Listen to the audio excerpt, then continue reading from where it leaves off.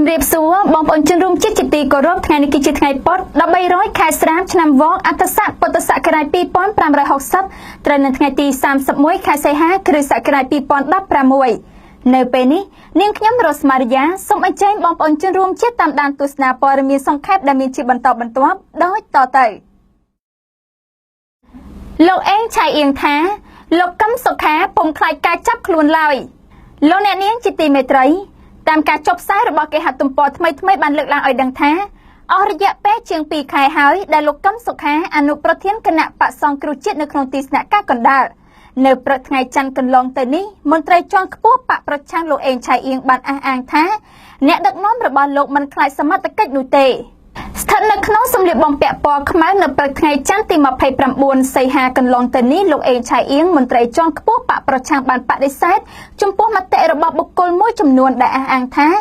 លោកកឹមសុខាខ្លាចសមត្ថកិច្ចចាប់ខ្លួនទើបសុកចិត្តសំងំរស់នៅក្នុងទីស្នាក់ការគណៈបកបែបនេះពីវេទិកានយោបាយប្រចាំសប្តាហ៍នៅទីស្នាក់ការកណ្ដាលគណៈបកលោកអេងឆៃអៀងសារភាពថា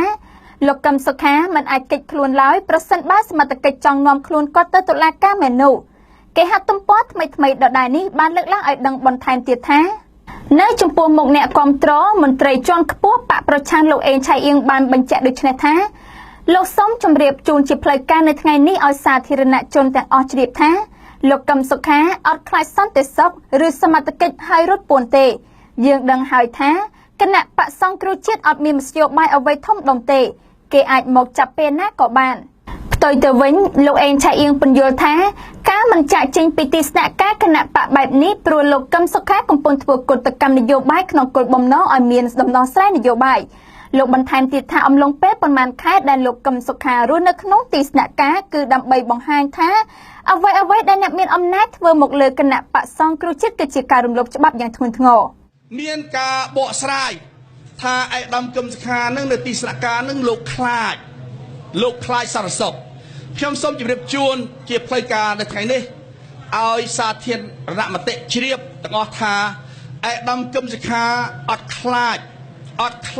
រឿងសន្តិសុខរត់ពួនទេយើងដឹងហើយថាគណៈបក្សប្រជាជាតិយើងអត់មានមធ្យោបាយអីធំដុំទេគេអាចមកចាប់ពេលណាស្មើយើងដៃទេទុកគេរួចបាទយ៉ាងច្រើនក៏រុញច្រានទៅប៉ុណ្្នឹងទេប៉ុន្តែឯកឧត្តមកឹមសុខាធ្វើកោតកម្មនយោបាយយើងចង់បានអី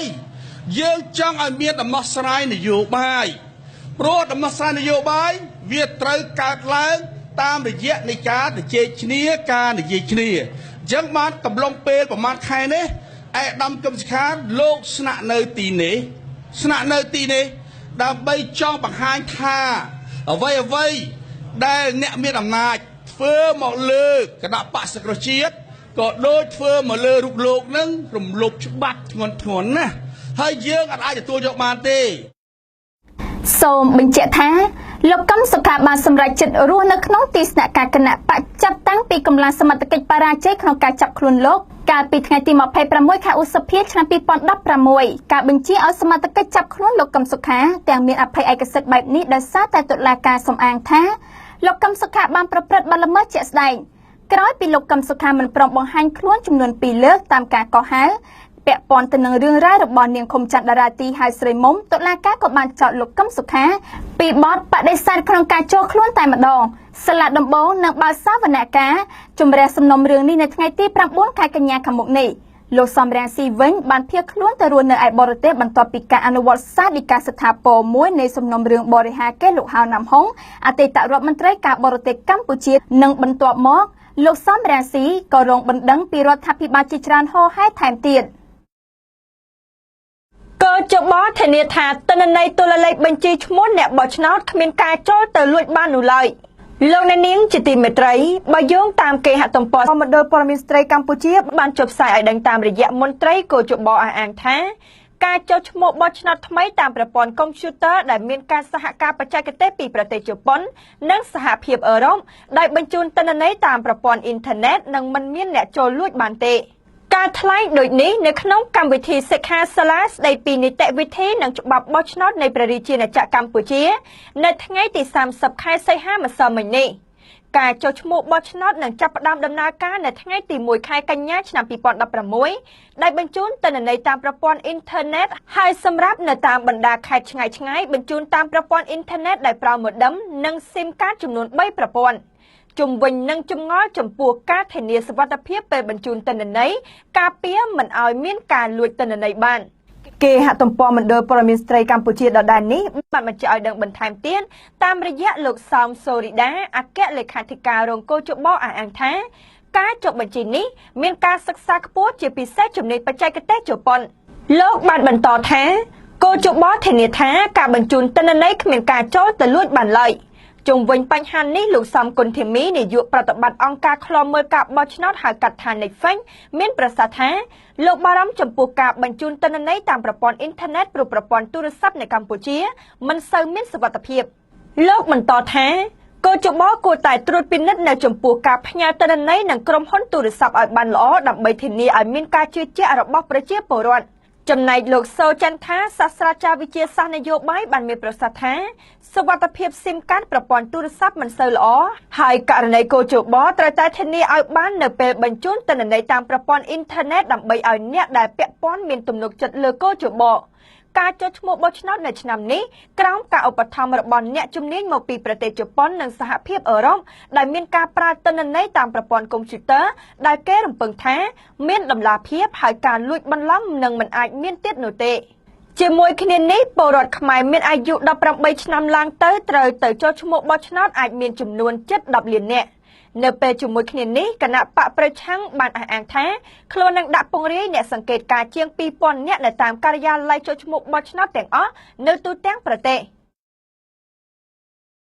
ក្រុមអ្នកវិភាគប្រតិកម្មតបទៅនឹងកងទ័ពកម្ពុជាដែលបង្ហាញការមិនសប្បាយចិត្តចំពោះសំណើតម្កល់រូបសំណាកលោកកែមលី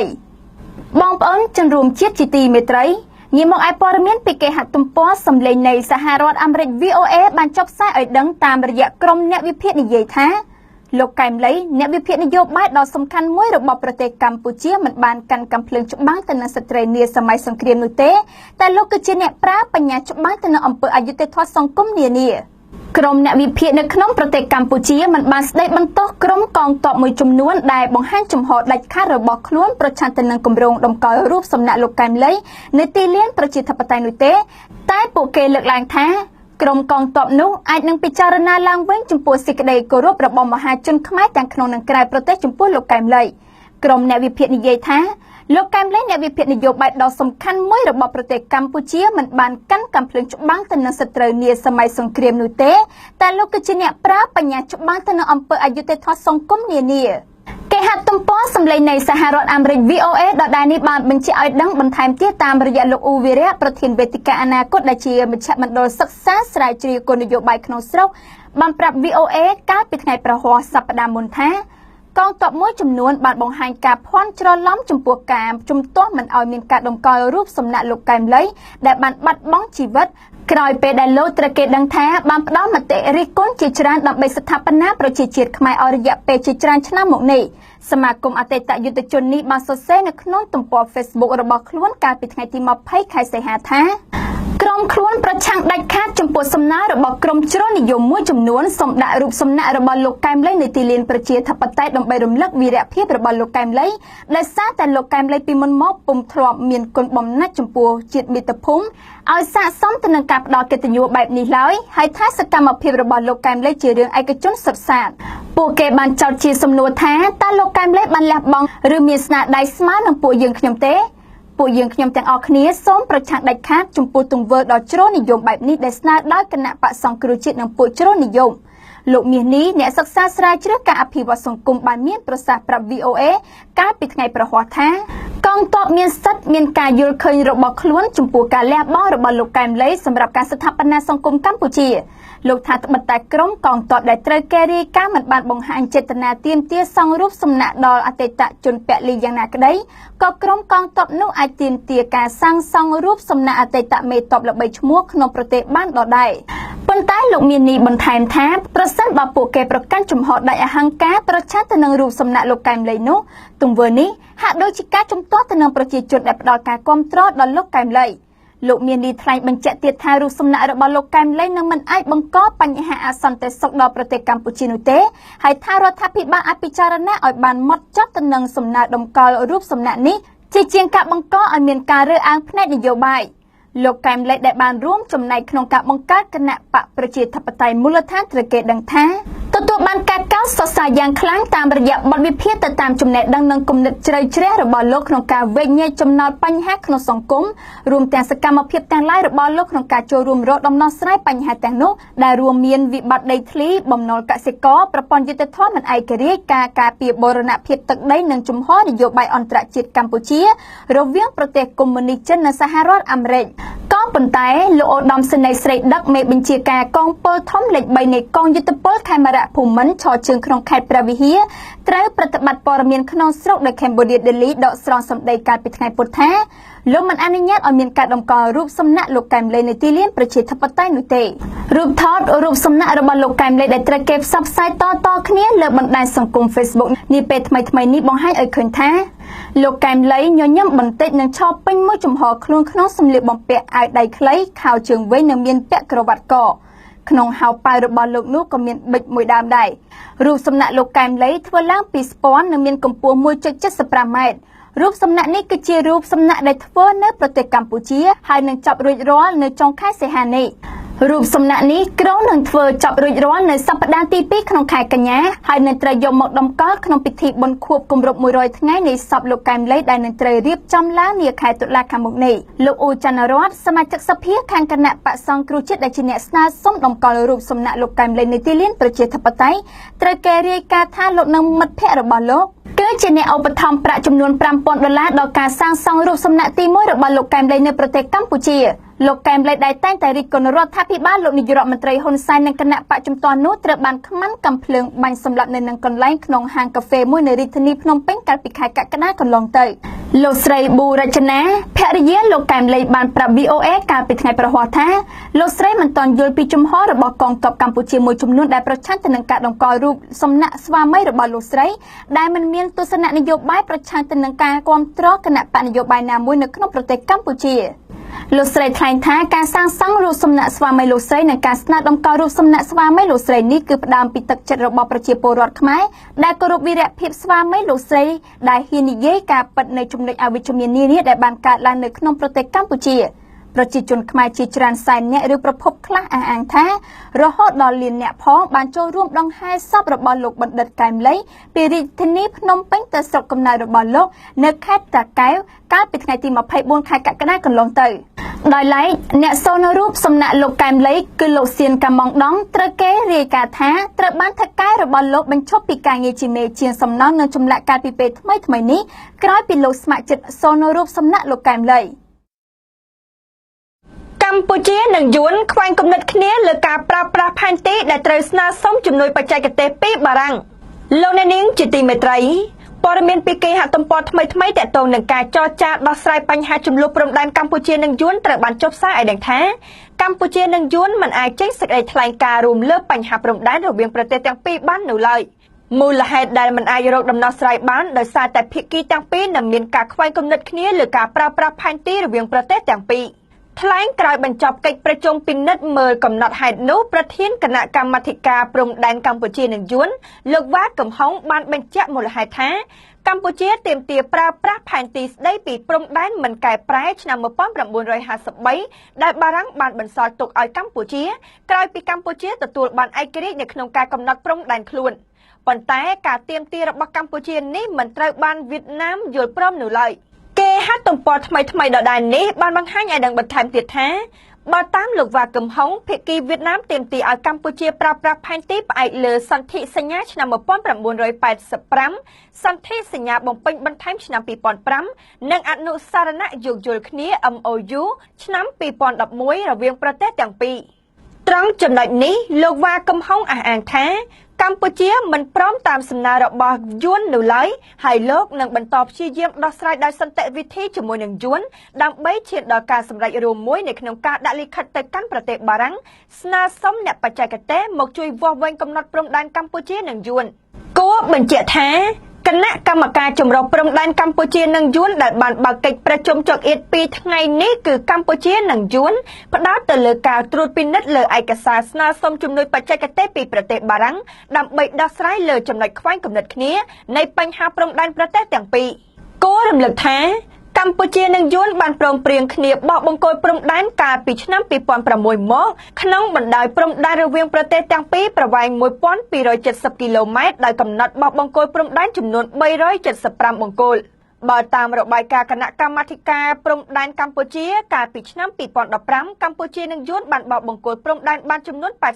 83%ពលគឺបញ្ហាព្រំដែនរវាងប្រទេសទាំងពីរនៅសល់17%ទៀតប៉ុណ្ណោះមេតបស្រីរបស់ជប៉ុនត្បកមហាអំណាចចិនរឿងអាវុធបរមាណូលោកអ្នកនាងជាទីមេត្រីងាកមកឯព័ត៌មានអន្តរជាតិពីគេហទំព័រខ្មែរស្ថាបនាបានចុះផ្សាយឲ្យដឹងថារដ្ឋមន្ត្រីក្រសួងការពារជាតិជប៉ុននិងជាមេធាវីម្នាក់ផងគឺលោកស្រីថូមុំណាដាធ្លាប់បានបញ្ជាក់ប្រាប់បណ្ដាញសារព័ត៌មានថាពេលនេះជប៉ុនមិនទាន់ទិញឬផលិតអាវុធបរមាណូនៅឡើយប៉ុន្តែនៅពេលអនាគតស្ថានភាពអាចនឹងមានការផ្លាស់ប្ដូរដែលការបញ្ជាក់ប្រាប់របស់មេតបស្រីរបស់ជប៉ុនរូបនេះកើតឡើងក្រោយការគំរាមកំហែងប្រកាសធ្វើសង្គ្រាមបរមាណូរបស់មហាអំណាចចិន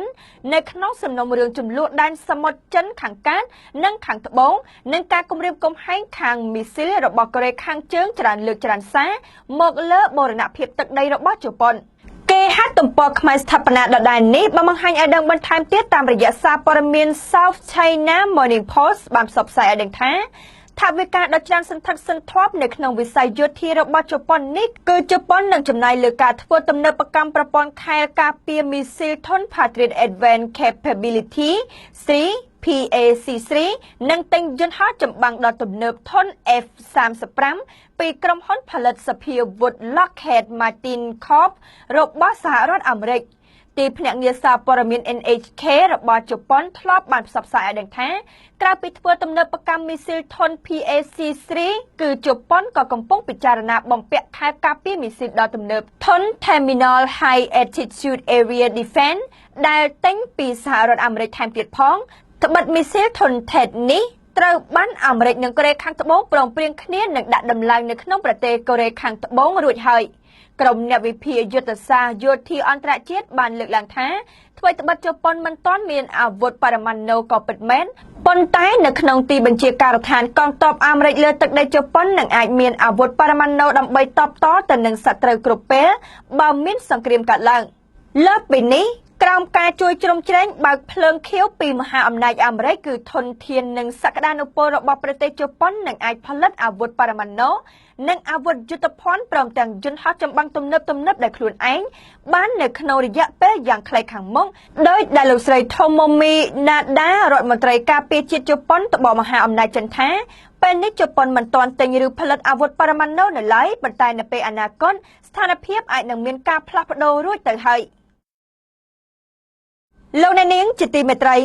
ព័ត៌មានសង្ខេបរបស់ក្រុមការងារនាងខ្ញុំនៅពេលនេះបានមកដល់ទីបញ្ចប់ហើយនាងខ្ញុំយូច័ន្ទធីនីសូមថ្លែងអំណរគុណយ៉ាងជ្រាលជ្រៅចំពោះលោកអ្នកនាងដែលបានតាមដានទស្សនាកម្មវិធីនេះតាំងពីដើមរហូតដល់ទីបញ្ចប់សូមអរគុណសូមគោរពលា